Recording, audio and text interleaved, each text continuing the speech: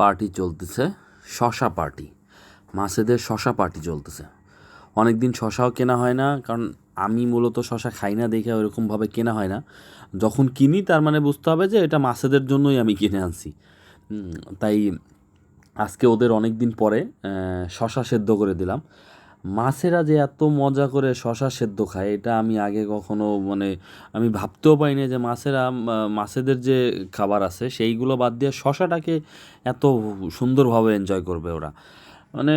আমি আজকে এই শশাটাকে দেওয়ার পরে আপনারা দেখেন যে কীভাবে লুটেপুটে খাচ্ছে, মনে হচ্ছে যে বিরিয়ানি পার্টি চলতেছে ওদের। হ্যাঁ, পুরা একদম সবাই এসে লিক্কা বিক্কা ধরছে। পুরাই বিরিয়ানি পার্টি চলতেছে এরকম একটা অবস্থা।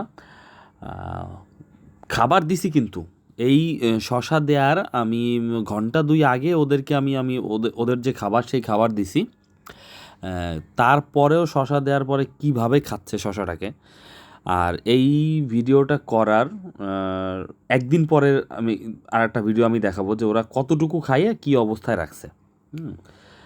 এই যে ট্যাঙ্কের অবস্থা মাশাআল্লাহ অনেক সুন্দর আছে। এই দেখেন এই একদিন পরের অবস্থা।